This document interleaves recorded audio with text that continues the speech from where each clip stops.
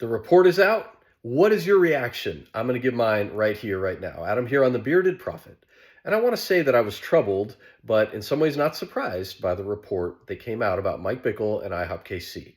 Now, of course, the bulk of the report focuses on I think it was 17 women that they found to give credible testimony of Mike Bickle sexually abusing them or mistreating them in some way.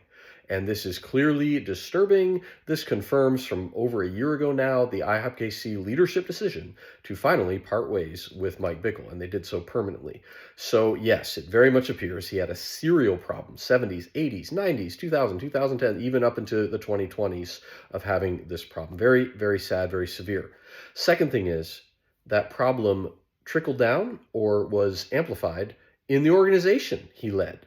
Because, and I'm not saying everyone was being sexually abused, but it was when an allegation would come forth or someone would bring a report, they were often dismissed, blamed, told it was their fault, or told not to go to the police. And there were credible interviews and documentation done kind of pointing to that very sad and, very detrimental reality.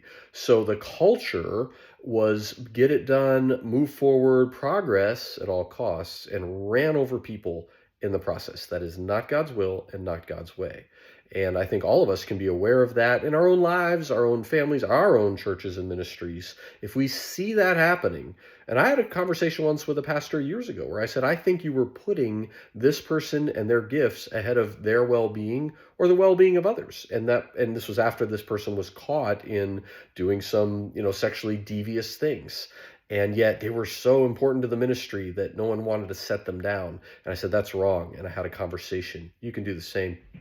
The third and also troubling thing was other leaders that knew or should have known or did know and did not call Mike to account and had trouble doing that. This is very sad. I think they named 3 senior leaders, 3 men that most of you would know their names. You can go read the report. And even one of them is recorded as repeating one of Mike's lines about, oh yeah, Mike's wife's going to die and he's going to marry someone else. Like, it's all good. Like, don't worry.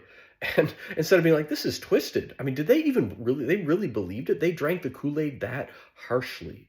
Folks, this is dysfunctional.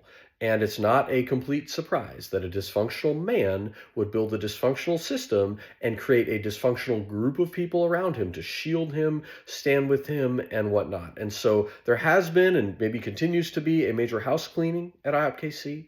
I can't predict the future. I don't know how deep it's going to go or if it's going to stay open or not. I'm not here to predict that. But it was very confirming in this report.